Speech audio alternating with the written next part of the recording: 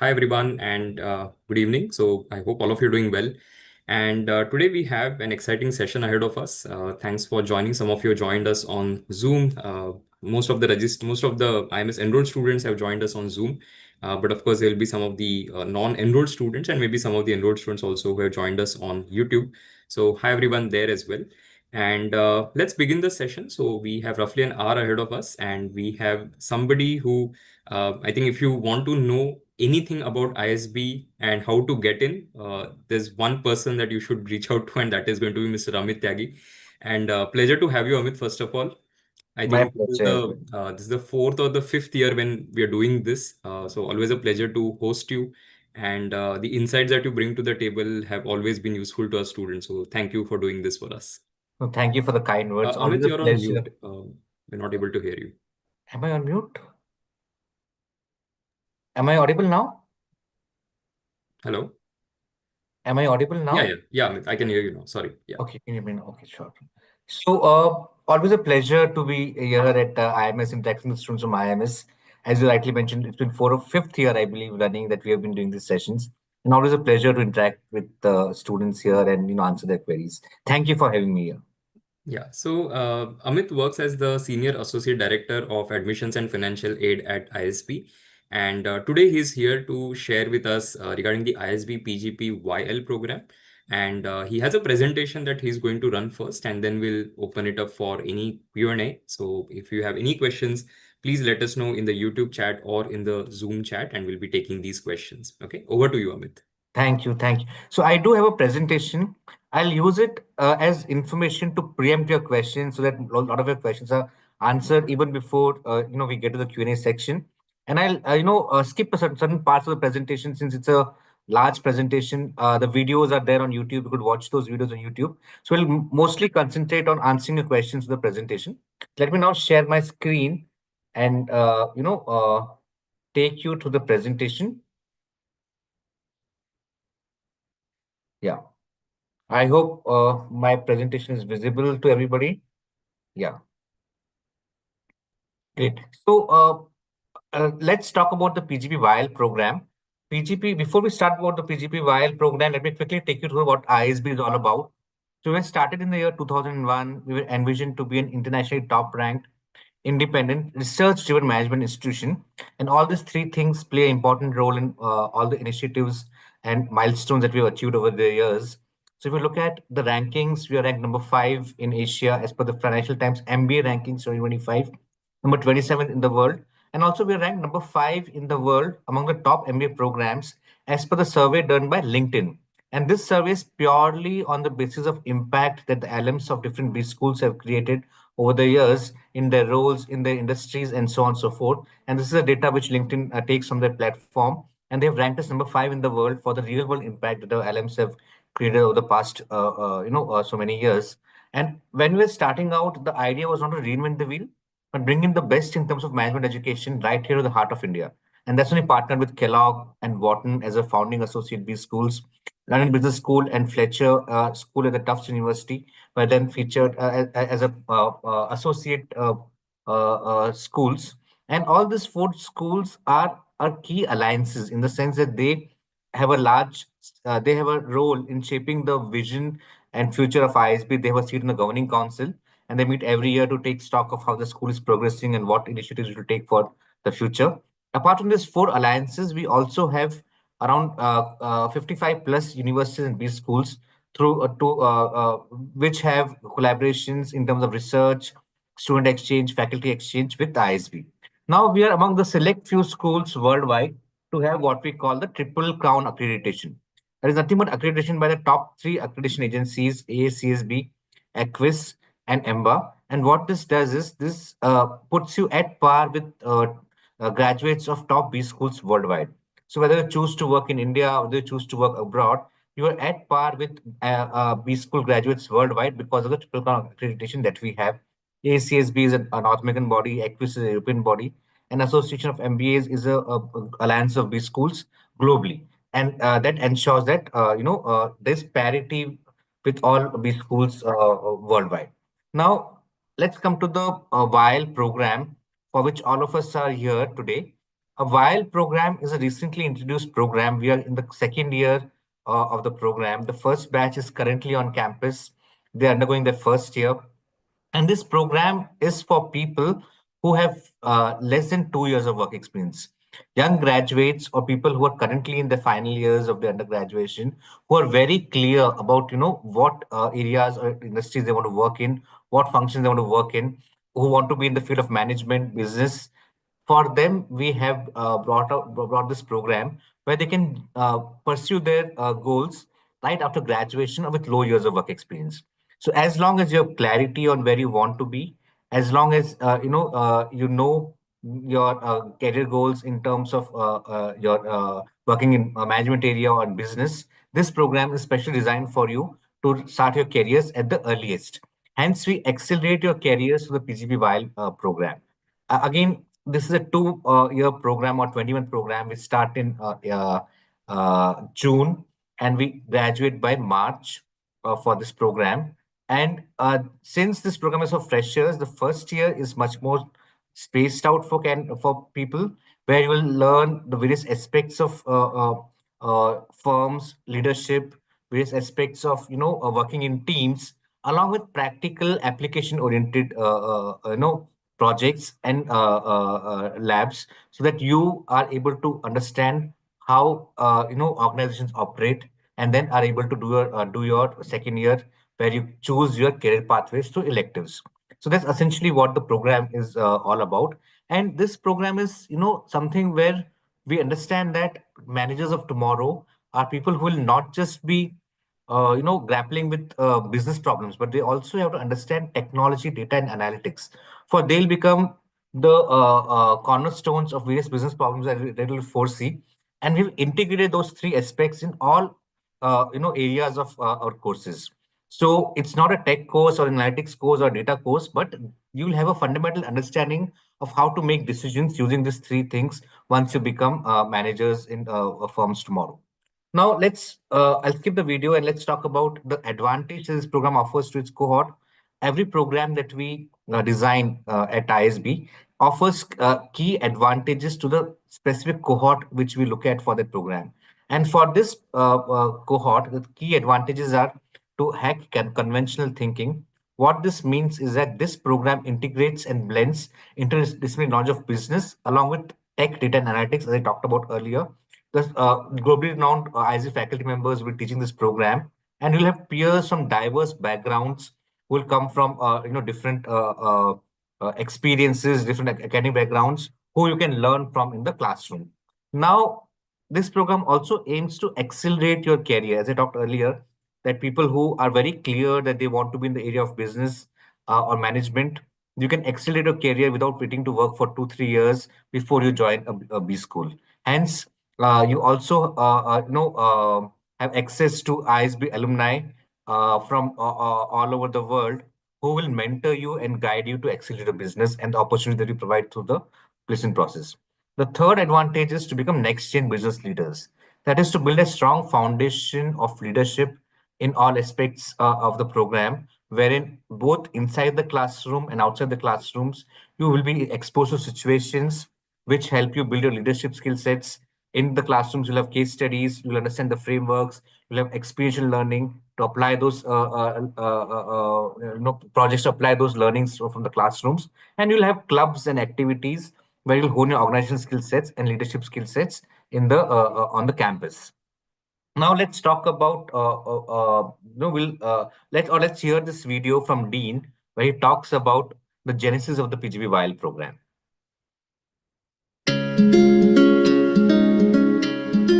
The postgraduate program in management for young leaders is an exciting new program, and it will bring all of the different faculties of ISB, all of the different unique propositions that ISB has to offer, it will bring to the program.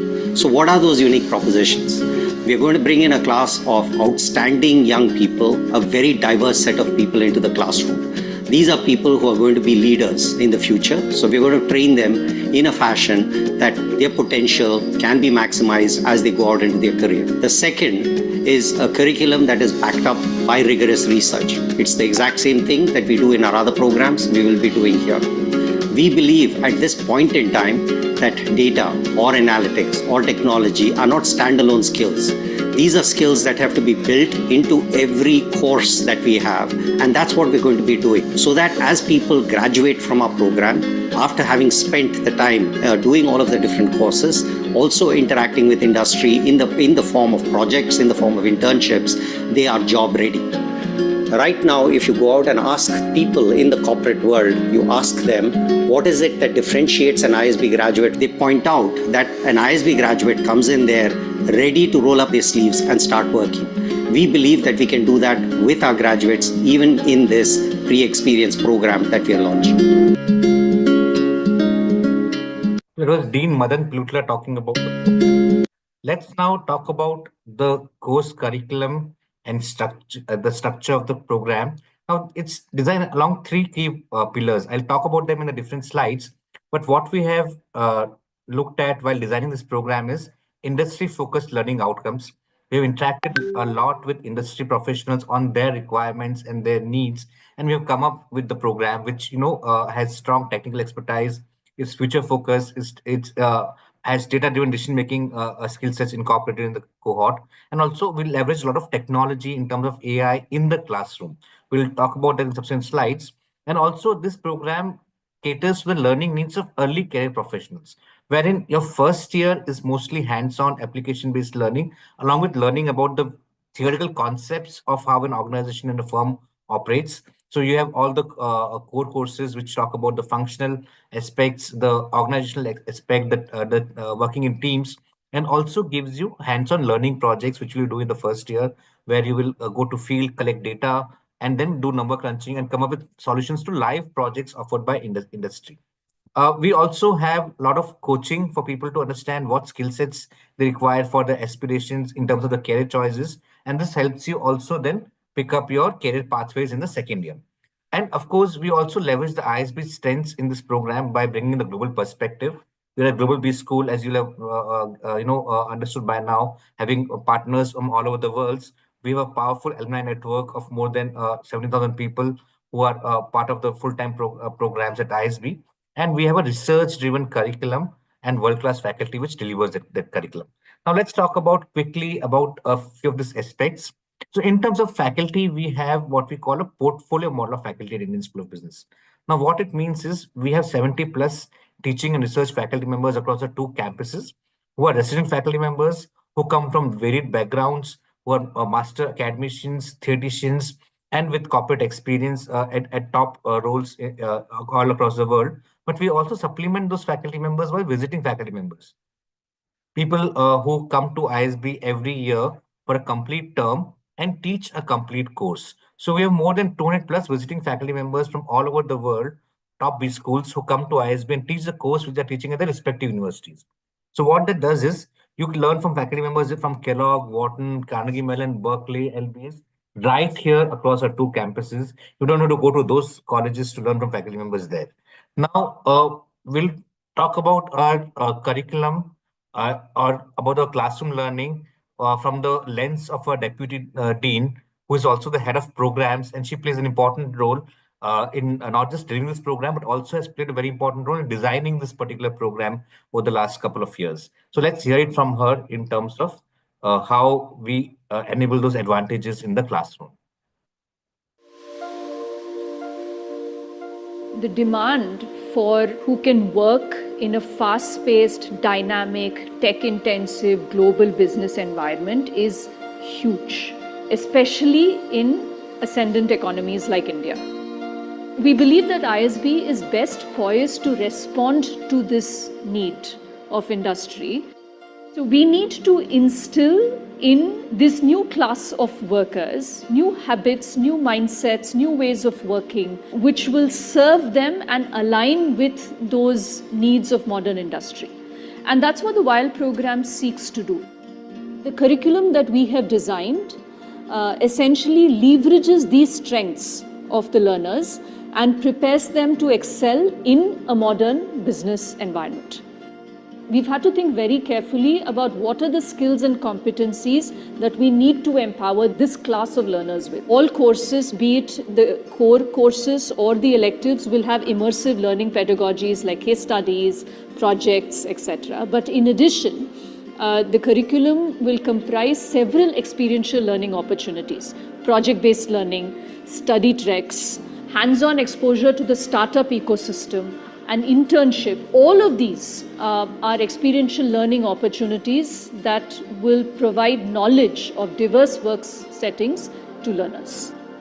The students in this program will learn from world-class faculty, both at ISB and leading global business schools worldwide, allowing them to expand their horizons, learn about international best practices, and also about working in diverse teams, all of which empowers them to work in diverse organizations, global organizations worldwide.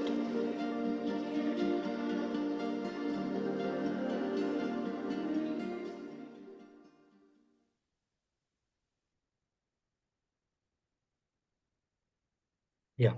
So that's the cutting edge curriculum that Professor also talked about. We have touched upon the first year curriculum. So in the curriculum, we have mandatory courses in the first year, where we'll take foundational courses in critical thinking, data science, and so on and so forth. We have functional courses to understand how the firm operates in its entirety, marketing, strategy, operations, and so on and so forth. We'll learn about how to work in organizations and teams. And of course, there are experiential learning projects which we have, the ideas project in first year and the pivot project in the second year, supplemented by a summer internship between year 1 and year 2. Summer internships are sourced by the placement team at ISB, and they also end up in a lot of pre-placement offers per se. Along with that, we have multiple courses on how to manage global businesses as well as part of the global perspective term, and you also get to visit other B schools for a study for exchange program where you can spend a term or two abroad in our partner universities, 55 plus partner universities that we have every year. Now, these are the elective courses which we'll take in the second year. In terms of elective courses, we have a wide variety of elective courses which the students will study, but they're grouped across 6 concentrations. So depending upon what career pathways you're looking at for yourself, whether you want to be in consulting or investment banking or private equity, you will take concentrations depending upon those aspirations. And there's 6 on offer: strategy and leadership, finance, marketing, IT management, operations, and entrepreneurship. Now, we'll skip the video. Talking about the pedagogies, Professor Deepa has talked a lot about it, but let me tell you, in terms of pedagogies in the classroom, it's not a lecture-based learning system that we use. We have case study-based learning, but beyond that, we also have a lot of experiential elements in the classroom. There are role plays, there are simulations, there are industry immersions. We use a lot of AI in the classroom to ensure that you are able to learn from not just the faculty member, but also from each other in the classroom. So negotiation classes uses a lot of bots and so on and so forth for learning, ensuring that you get maximum learning from the faculty and the curriculum which we have for the program. Now we'll skip this video, and this is the summary of the learning journey. In the first year, you build your analytical foundations, functional expertise, and leading teams. Second year, you go on your customized learning pathways where you'll take electives depending upon which specializations you want to, or which companies or which roles you want to work with post your graduation. Now, between year 1 and year 2, there's a summer internship, which also gives you a flavor of working in those organizations, in those industries, and ensuring that you get a taste of whether that particular organization or whether that industry is to your liking, or you want to maybe take different concentration in the second year. So that's carefully designed between year 1 and year 2 for you to make the maximum in terms of choosing your career pathways. As I mentioned earlier, that there are a lot of experiential elements in the program, and one of them is what we call innovation through design, exploration, and external solutions, ideas project. This project is a live project which we're working with an organization. It was sourced by ISB, and you work along with the classes or for a period of around a month, 2 months to 3 months. We'll take questions, don't worry, 2 months to 3 months, and you'll collect data, turn those data, and come up with solutions for organizations to implement. There is summer internship between year 1 and year 2. And year 2, you have what we call platform for innovation and venture-oriented thinking. This is compulsory for everyone, whether you want to be an entrepreneur or not. If you want to be an entrepreneur, then this is something which you can use to launch your own ventures eventually. Or this also builds your entrepreneurial skill sets or creative thinking skill sets for you to work in organizations which demand nowadays a lot of innovative solutions as part of their leaders' skill sets. Uh, Okay, we'll now talk about the international exchange program. So we have collaborations with 55. In fact, this number has changed. It's the last time we updated this deck, and 55 universities where you can choose to spend a term or two abroad in your second year, all the way from Kellogg, Wharton to HEC Paris to London Business School to University of Tokyo to universities in Australia. You have a wide variety of choices to spend a term and broaden your horizons as part of the exchange program. This is not mandatory, but this is an optional thing which you can look at as part of your curriculum. These are some of our exchange partners, as I talked about: Kellogg, SEEP, Stockholm University, Wharton, Melbourne Business School, HEC Paris, and so on and so forth. Now let's come to CAS, or Career and Professional Development. So at ISB, we do not have a traditional placement team which is there in other colleges, which are usually student run. At ISB, we have a professional placement team structured across three key verticals. There is something called preparation or career development, where we'll organize workshops, coaching, understand your aspirations, expose you to industry leaders, build your profile, and so on and so forth, for you to be able to achieve your aspirations and be ready for them. The second team is the business development team, which ensures that they build relationships with all organizations and bring them to campus year after year for recruitment on campus. And the third team is the team which ensures that the placements on campus are run professionally and are run smoothly. So this ensures that there's no bias in the placement process and everybody has an equal chance of getting the roles as per their merit. Now, talking about placements for this particular program, we are currently in the students are currently in the first year. So final placements will happen next year in this year in November. But we already completed the summer internship process for this particular batch. And as part of the summer internship process, we have had a very great response from industry. 47% of our students got placed in summer internship in consulting roles. The MBBs hired around 15% of the batch. We had companies like Deloitte, E&I, Path and beyond the MBBs coming in hiring. Remaining around 19% got into finance. We had companies like Barclays, Jefferies, Sorin Investments, Axis Bank, and others hiring in finance. We had companies in marketing, HLL, Dabur, Wakefit, and others hired for marketing. We had companies in tech, Amazon, and others hired in tech. And then Aditya Birla Group and others also hired for leadership roles. Overall, the average stipend for the program for the summer internship was 3.2 lakhs for 2 months internships. And considering that all the students that we had less than 2 years of work experience, this is at par with the best in the world in terms of summer internships. Moving on, let's talk about the academic calendar. This is what the calendar looks like. Year one, you'll have core courses, 3 terms. Year two, we'll have 5 terms where you'll be taking electives depending upon your aspirations and the career pathways that you choose.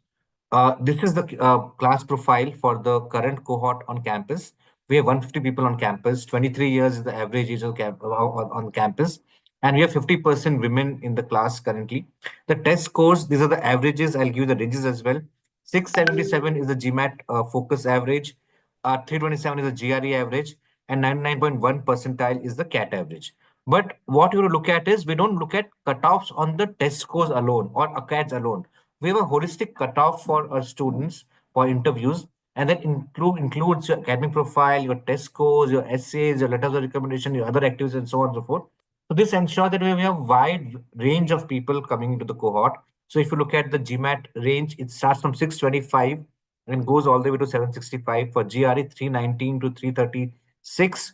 For CAT, the minimum was 96.17 all the way to 99.96. If you look at the diversity, 13 functions and 12 industries are represented as part of the cohort. Around 32% of the batch is pure freshers and 68% of the batch is with some years of work experience, some months of work experience, I should say. Moving on, this is the undergrad majors of various students. 47% of the batch is engineering, which says a lot. Looking at the kind of graduates ratios we have, and we have a lot of people from other backgrounds. We have people from medicine, law, humanities, commerce, and also business management as part of the cohort.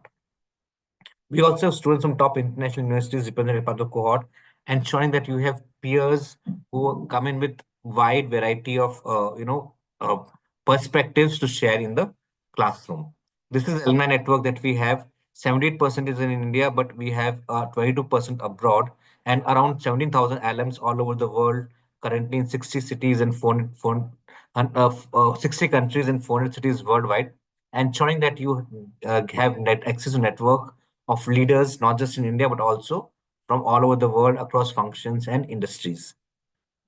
These are some of our recruiters, which are regular recruiters at ISB. Now, this program is offered only on the Hyderabad campus. The reason being that you are going to be a batch of 130 to 160 people, and we don't want to split the batch across two campuses to ensure that you have maximum networking among your peer group and in your batch. And currently, this program is offered only in the Hyderabad campus. Now, Hyderabad campus, offers a lot of activities, not just Hyderabad campus, other campus also, but all the campus at Hyderabad, you will have state-of-the-art facilities. You will have student clubs, you'll have graduate student board where you can, be part of various positional responsibilities. There is an election for secretary of the club, of the GSB, for president. There is a MCC, the Marketing Commission, Communication Council, Finance Council, Student Life Council, which ensures that you have a lot of say in terms of what your life at ISB looks like. And also you hone your organizations and leadership skill sets as part of the process. We have 10 social clubs and 11 professional clubs as part of the campus, and this is separate for PGP and PGP YL students. Some clubs will collaborate among each other, and some will be common, but we ensure that you have separate clubs for PGP YL than the other program. Now, research is an important aspect at ISB. I mentioned earlier that we're a research-driven school, and we rank very highly in that as well. And this is due to the fact that we have 6 research centers and 5 centers of excellence across our 2 campuses, where faculty members engage in practical application-driven research. And this ensures that the curriculum is kept current by the virtue of the experiences that the faculty members bring to the classrooms from the research that they've conducted with industry. And these are long-term projects where we solve those problems of industry leaders who come to research centers, and some of those research centers are set up in collaboration with industry themselves. This is about entrepreneurship. So people who want to be entrepreneurs, ISB is the best entrepreneurial ecosystem. We have 2 incubation centers at ISB, the Atal Incubation Center and the D Labs at Hyderabad. And we have generated a lot of incubation people from not just from ISB programs, but also in the ISB ecosystem as part of the and entrepreneurs in the country. In fact, 13 unicorns are currently being run by ISB alums in India. Some of the names you can see, Live Space, Glance, Boat, are all founded and run by ISB alums. Now, what do we look at and who should apply? So there are a few things we look at in terms of the candidates who are applying at ISB. We look at evidences of achievement orientation. So if you have achieved well in academics or any other aspect of life, sports or extracurriculars, you get points in the process. We're looking at people who have solved complex problems, projects, worked on projects, have problem-solving skill sets. We're looking at people who have leadership mindset, people who can influence, motivate, and inspire other people, team members to achieve common goals. And we're looking at people who are innovative and entrepreneurial. If you have published papers, research papers, if you have patents to your name, all that goes to your favor. So use your essays in the application sections like extracurriculars or other activities or internships to highlight or signal few of these things which you see on the screen in the application process, and that ensures that you get points in the process. Now, in terms of criteria, you need to have a bachelor's degree and no more than 2 years of work experience as on 15th of June, which happens to be the class start date for the cohort. And you need to have valid GMAT or a GRE score. A test center based score is what we require. We don't accept at home tests, or a CAT score for CAT 2025 while applying for the program. If you are undergrad is not in English, then you need a TOEFL or an IELTS score. Otherwise, you don't need that particular score. This is more for international students who may have the undergrad in the uh, local languages. Then we need a TOEFL or an IELTS score as well. Application process is very simple. You apply on the portal. The portal is currently live. Application is live on our website. Once you submit the application for round 2, which is the deadline is 22nd of February, we'll verify your application, mark it complete, and in case you meet the cut, we'll call you for interview. Once the interview process is completed, the admission committee will review your scores and notify you of decisions. And within a week, you'll also get to know a scholarship decision. Scholarship decision requires a scholarship interview if you're shortlisted for it, and basis that will release the scholarship results within a week of your final offers as well, so that you have enough time to make a call on accepting the offer from the PGP YL program. The fee structure for the program is 1,65,000 plus GST for 2 years, and an accommodation fee of 3,95,000 rupees for 2 years. The total fee comes to around 29,65,000, including GST and accommodation for 2 years. And this includes your admission fee, commitment fee, tuition fee, course material, stay on campus, and ISB alumni service fee. There are other components like the security deposit, which is refundable, and an optional ISB alumni association membership fee of 25,000 plus GST. We have a lot of scholarships for people. Last year, we had around 40% of people getting a scholarship as part of the cohort. This year, we expect to give around 50% of the cohort some sort of scholarship or other. Scholarship is based across merit scholarship. You don't need to apply for it. It will be auto-considered based on your performance in the selection process. The criteria is your overall composite score in the selection process. And there's a merit cum need scholarship, which is for people with annual family income criteria. So if your annual family income is less than 8 lakhs per annum, you get a scholarship between 75% to 100% of tuition fee waivers. And the quantum depends on the interview which you'll undergo for scholarship. So we'll get minimum 75% and maximum 100% for people with less than 8 lakhs per annum. For people with annual family income between 8 lakhs to 20 lakhs per annum, you get up between 25% to 75% of scholarships as per your interview performance for scholarship. There are a lot of bank loans available. We have types, all top major banks in India, private sector banks, PSUs, which will offer you a loan at very attractive rates and with no guarantor or co-signer or collateral required for up to 50 lakhs for an ISB offer letter. So I'm sorry, the round 1 deadline is mentioned wrongly. It's a round 2 deadline is now 22nd of February. And we'll take your questions now. In case you forget to ask a question here or are not able to think of a question, would want to reach out to us later, we'll be happy to reach out to you on the touch points mentioned here, the phone number, the email address, the website, or our Facebook or Instagram channels, and happy to connect with you there as well. And over to you now, and we'll take questions. Yeah, we'll start with questions. So there are some questions that I can see from the Zoom Q&A. We'll also be taking questions from the YouTube chat. So firstly, we'll start with the Zoom question. So there's a question from a student that the student is taking GMAT on the 20th and wants to apply to ISB YL. So what GMAT score should I have? And the profile is about 888 fresher economics grad and has about 96.7 percentile on the CAT. So what should be the target GMAT score for this student? Yeah. So see, it's difficult to say a target score, but I've given you an indicative range and balance your profile according to that range. So if you look at the average score for GMAT focus was 677.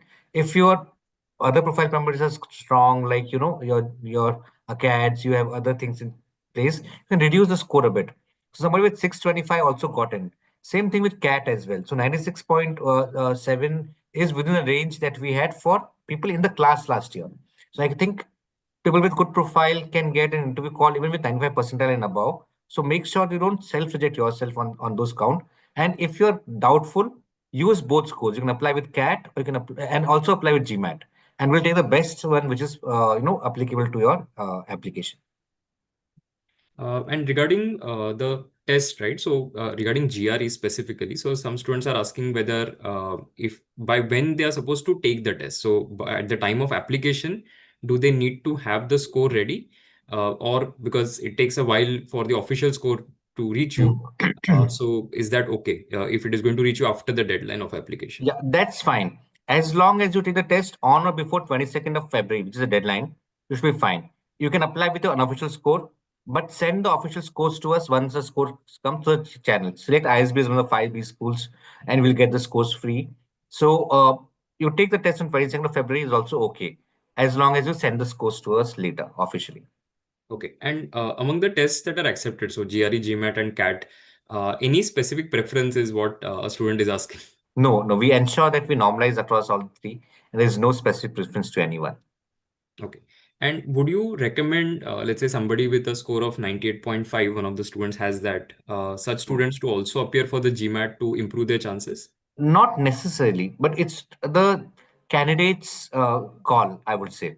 I would say 98.5 is a good score overall, but it's the candidate's call how well prepared they feel that they are. If they can, it's just a kind of a buffer against the shortlist. So it's up to the candidate how much buffer they want to build. But I guess with 98.5, you should definitely apply, not self-reject. If you want to take a GMAT, go ahead and do it. Apply with both, put both the scores, and you'll be happy to consider the best one.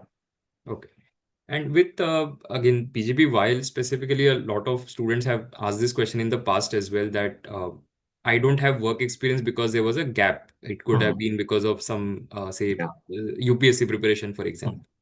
So, is that gap something that becomes like a significant challenge in terms of getting a call or converting the call that you opted? Because Not the at all. student has total 1.5 years of experience. One Hmm. of the students has written that, but a 3-year UPSC gap as well. Yeah, So not at all. technically fits into your definition of under 2 years of experience.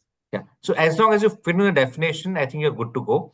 Now, in terms of getting a call, there's no bias at all. So in terms of evaluation the candidate, we will at the first stage look at not what you have not done, look at what you have done. So the gap doesn't matter.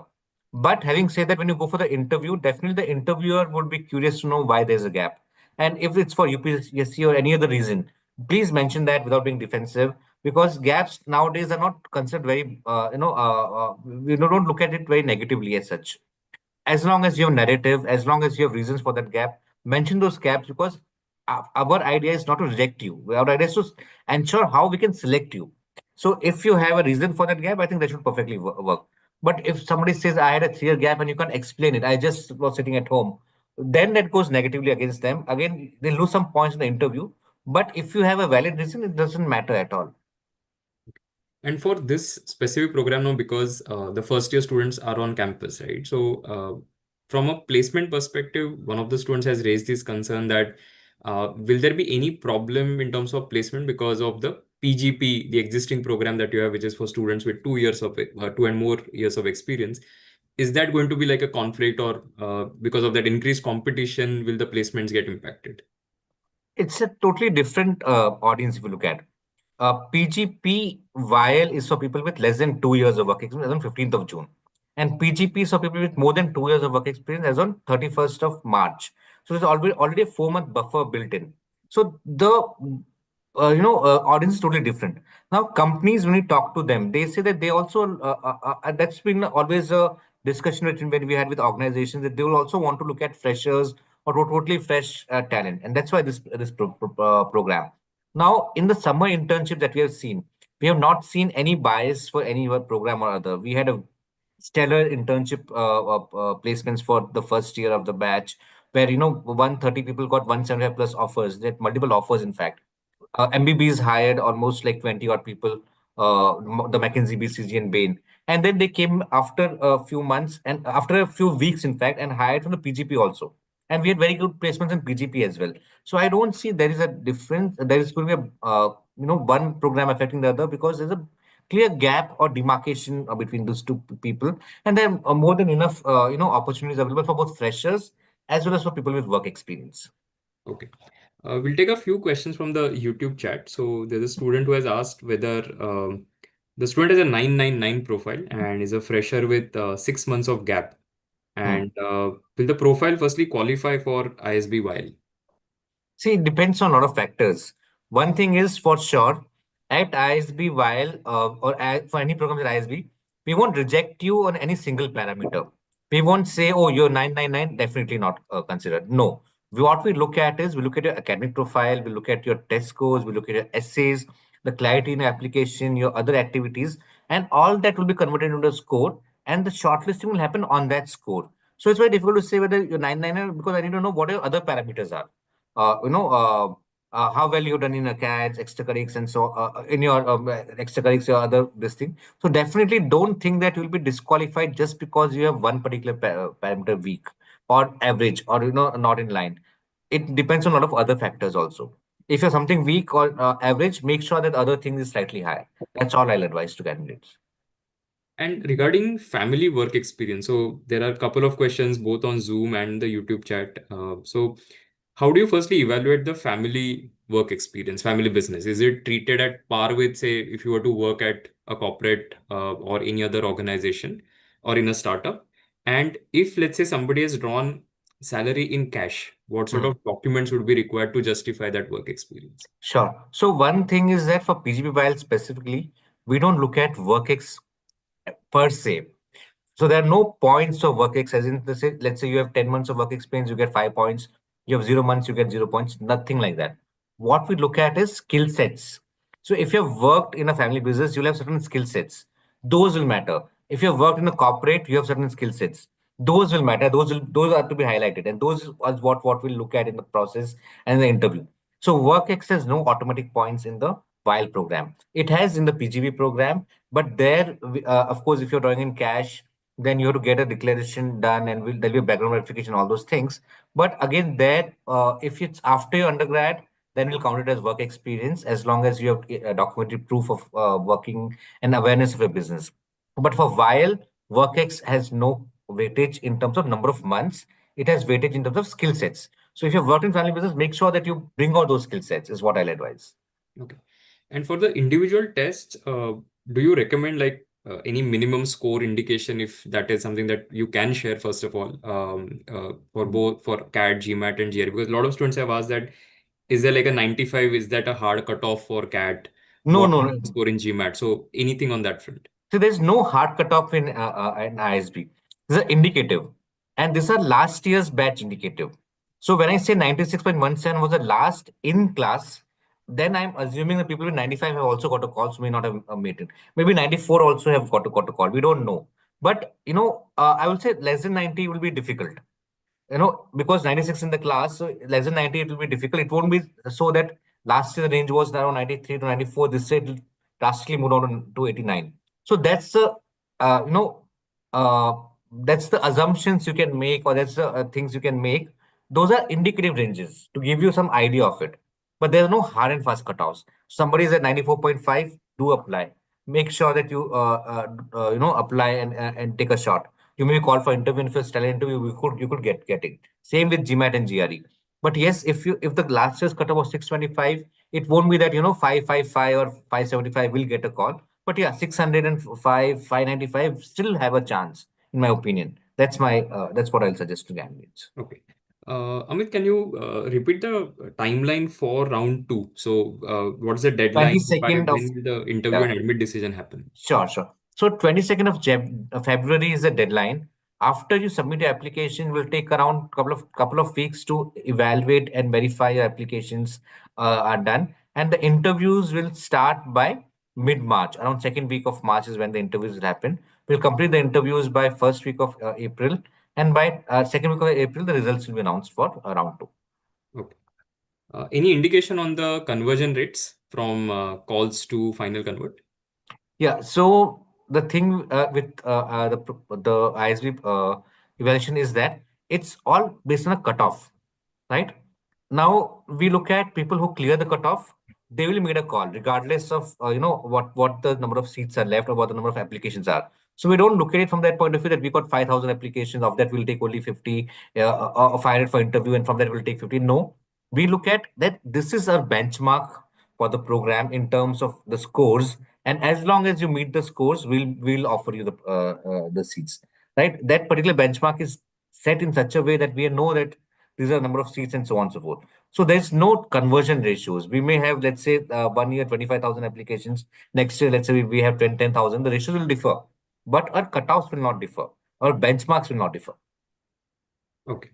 A lot of students in YouTube chat have asked to for profile evaluation, but I can see all of them have asked, I've got a 95 percentile, 97 percentile, should I apply? And I think, as Amit mentioned, right, you don't self-reject. So if you, Definitely apply. I'll say definitely apply. yeah, Because the downside then is ballpark. limited. The Go ahead. upside is 1 year of your opportunity cost and working studying at a top university. The downside is just the application fee. Okay. And how much time do you typically give between the interview call and the actual interview? We give around a week's time between interview call and actual interview. Okay, all right. There's a student who has asked that he has 19 months of work experience and he's planning to resign in April. So am I eligible for while since the portal is calculating my work experience as greater than 2, I don't match the PGP criteria also. So what No, do you recommend? see, if you resign in April, you can't, because on the day you are filling the application, if you're not working, then the portal will calculate it for that particular day. If you're working, then it will automatically calculate till the 15th of June. So I don't encourage this to anybody to resign just to meet the cutoff. But if anybody has to resign, they don't do it before the deadline day. And do you have any cutoffs at the sectional level for any of the tests? No, no. We look at the overall scores. No cutoffs for sections per se. Unlike other schools, overall scores are what we look at. Okay, so it doesn't matter, let's say if you have a low score in verbal or quant, it Yes, doesn't yes, really it matter. doesn't Okay. matter. Overall score is what matters. Let's say you may have a lesser score in one particular section. We don't look at that. Okay. And for the first batch, what was the diversity? Like, so some of those students have asked regarding any particular preference for, say, GEM, general non-engineer females, etc. Yeah. So, So we had 47% engineers in the class, which is a good number. We had people from law, medicine, commerce, finance. 50% were women in the class. 50% were men. People from different backgrounds, people from different colleges. Although I showed a list of top colleges, but we have people from different colleges across India and even abroad as part of the cohort. And and this purely because we don't have a cutoff on anything. We don't say we'll only take from IITs or we'll take only from SRCC. We have an academic profile, the work profile, the activities profile, the test score. All of them are converted into a score, and then the cutoff is applied. Now, whoever gets in, we don't know. We don't optimize for colleges there. okay. So speaking of diversity, someone has asked whether this is Snehil Singh, will a former professional sports career compensate enough for poor academics? It could theoretically depends upon what that sport is, what level you have played, any achievements, but it could theoretically, yes. Okay. And how do you evaluate the internships? So paid internships versus unpaid internships. Is there any distinction done? Again, for while the work X doesn't count, so it's purely skill sets. If the internship is paid or unpaid, where if it's unpaid after your undergrad, then it's counted as work X for the purpose of eligibility. But it's from the purpose of evaluation, it's purely the skill sets that those internships have taught you. Will they highlight any of those things I talked about? Problem solving, leadership orientation, or achievement orientation, or creativity and entrepreneurial mindset. That's all we look at. So you've worked in startups, that has its own weightages. If you have worked on complex projects, that has its weightages, and so on and so forth. So it's from the skills point of view, not from the number of months or years point of view. Okay. And when can students get round one results? They will get round one results. So we'll start the interviews for round one in February. By March first week, before the round two commences, they'll get the results.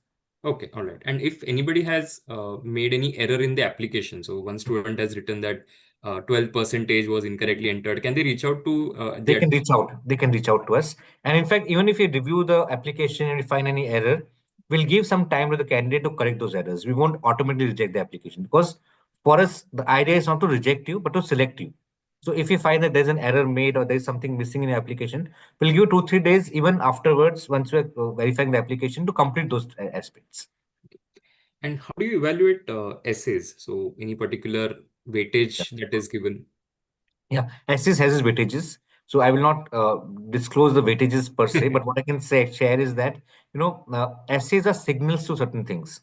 They're signals to your leadership quotient, your achievement orientation, and there are two ways to evaluate essays. One is at the application evaluation stage, where we do the profile score, and the second in the interview.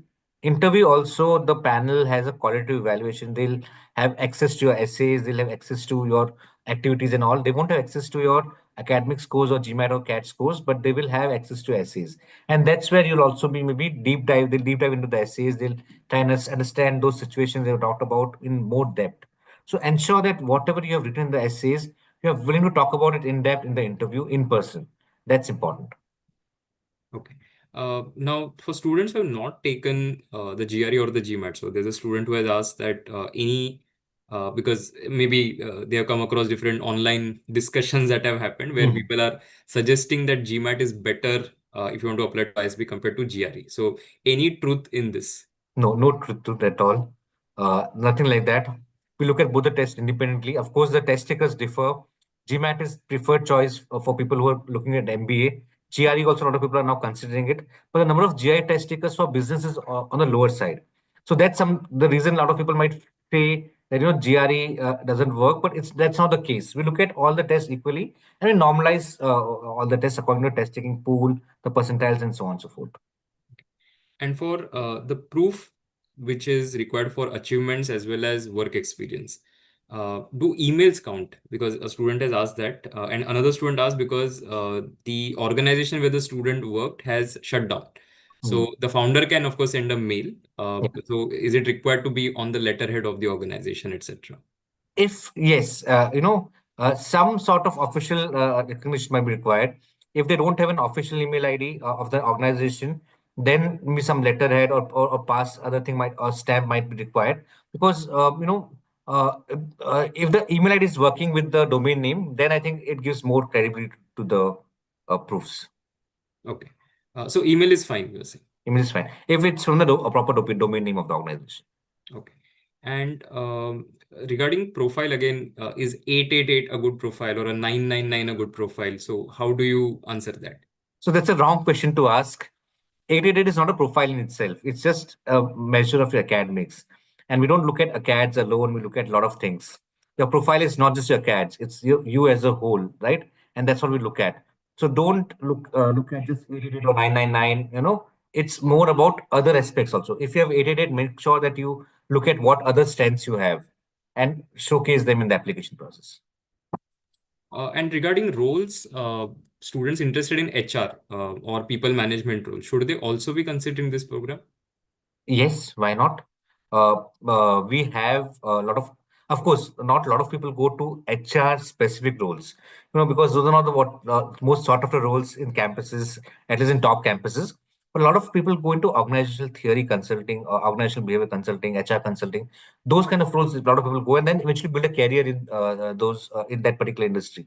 So if you're looking for a pure HR role, that's not the what top campuses are training you for, but they're training you for much more in-depth HR, kind of roles where organizational theory, organizational consulting, and all those things you can work on learning and development of organizations.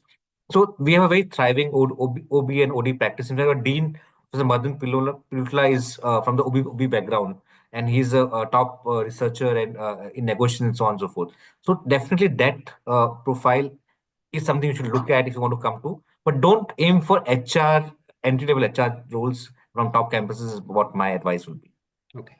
And when it comes to LORs, any particular recommendation in terms of who should be giving that LOR? So one student has asked that I had a startup in the past and can my co-founder give me a recommendation? So as a student and as a working professional, who you should choose to give you a recommendation? See, as a student, ideal would be your faculty members or somebody at an internships who has seen you professionally. Now, the function of the LOR is to ensure that we get a third-party verification or somebody who vouches for your skill sets.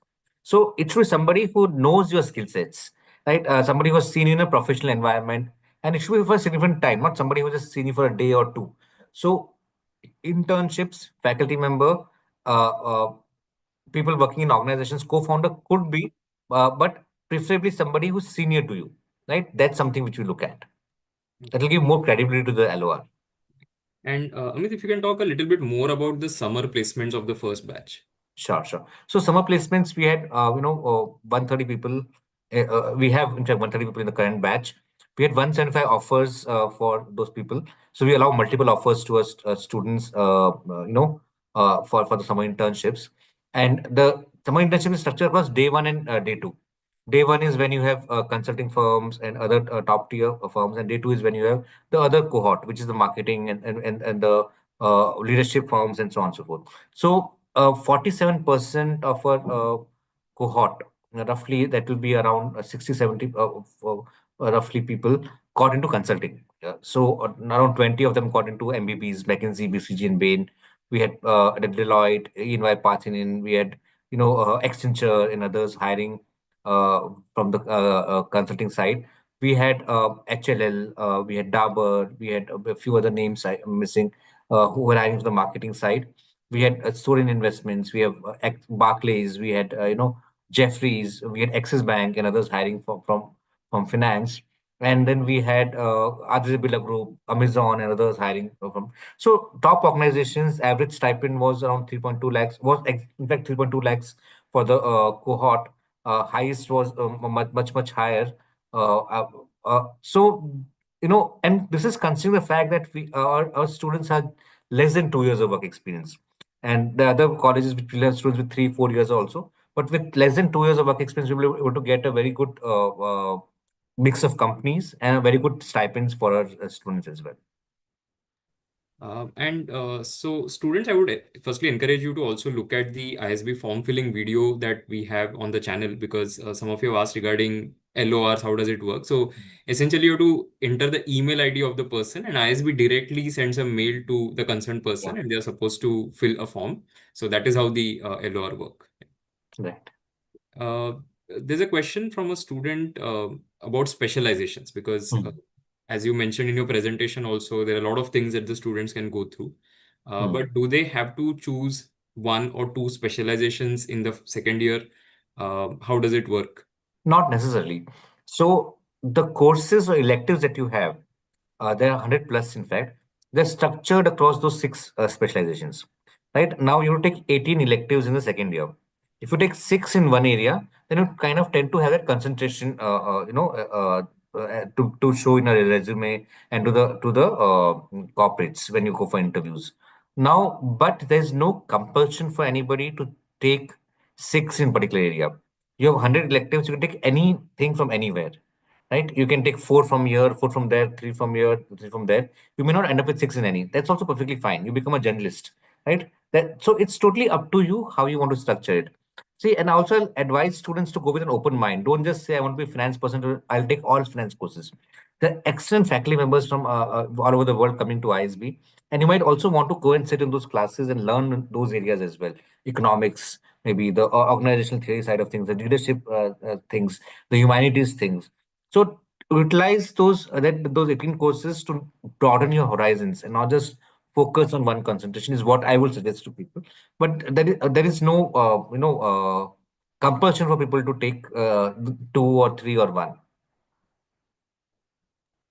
Okay.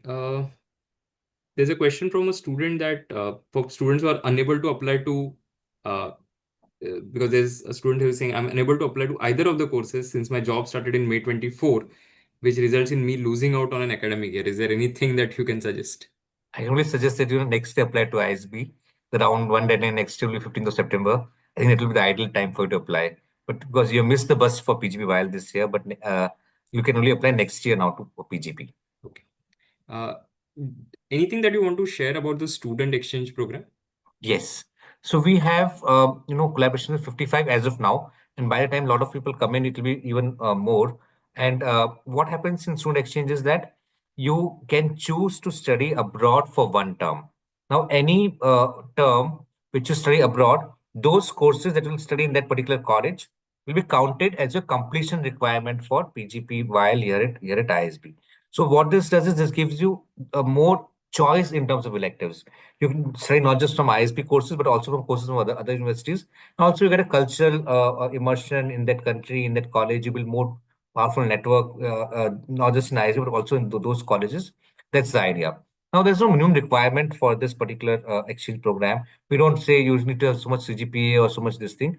Only thing we look at is you should have a fairly minimum cutoff where you don't fail those courses when you go there, and it puts you at risk of not completing a course here. As long as that is there, you can opt for any college abroad, and it's purely on a bidding process.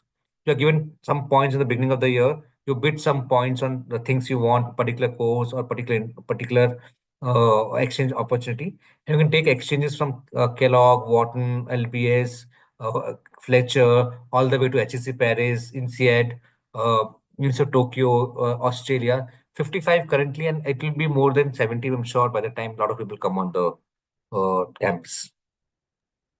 And a lot of questions again related to the test and when they should have the result. And if they have the application number, they have just appeared for the test, the official result is not available yet. Exactly, if you can just clarify by when they're supposed to take the test. Sure. So CAT you already taken. You can always apply the CAT score because you also got the scorecard, so that's not a problem. For GMAT, you need to have a score in hand to apply, and the deadline to apply is 22nd of February. So you can take the test latest on 22nd of February, because if you take a test on 22nd of February, you'll have an unofficial score. Apply with that, and the official score can come to us later once it's available in the portal and you send it to us officially to the portal. Same with GRE. So take the test. You can take the test on the day of the deadline also, but make sure that you prepare your application beforehand and just plug in your scores and submit it once you take the computer test. So that's the deadline. Okay. I think that answers most of the questions. We'll take maybe last couple of questions before we call it a day. There's a question, are there significant product management roles coming on campus, or are they more focused on consulting and marketing? No, we have quite a few product management roles in campus as well. As I mentioned, Amazon had hired, Google, Microsoft will come in. We used to come in regularly until a couple of years back. But the current situation, they have also kept a relationship going, so they'll be hiring interns per se. So we have significant roles in product management also. In fact, product management was the second highest among offers last year. Last year was finance. So it keeps changing depending on the market situation and so on and so forth. But we do have very great relationships with all top organizations, Microsoft, Google, Amazon, all being in Hyderabad, and a lot of other like Razorpay and so on and so forth. So you'll have a lot of roles in tech and product management as well if you would choose to go there. What's the cost for student exchange? How much does it typically Yeah. come? So student exchange, there's no cost for tuition fee. So what happens? It's an exchange.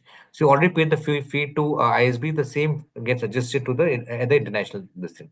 But there's a cost to visa, travel, and your stay in that particular location.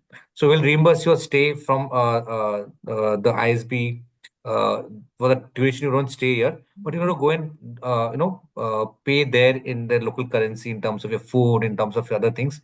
Typically, it costs between 4 to 6 lakhs in different cities. Which country you go to? Some countries are not that expensive. Some countries are expensive. So 4 to 6 lakhs is what people can expect to spend for international exchange, including your visa, travel, and other expenses of staying in a country for around 7 to 8 weeks. Okay. And there's a question from somebody in the YouTube chat. Are you planning to increase the batch size this year? We want to ensure that we give optimal experience to our batch, not just in terms of classroom learning, but also in terms of infrastructure and so on and so forth. So that's a big constraint for this program. Otherwise, there are a lot of good people who want to take in, but we are progressively looking to increase the batch size in the coming years.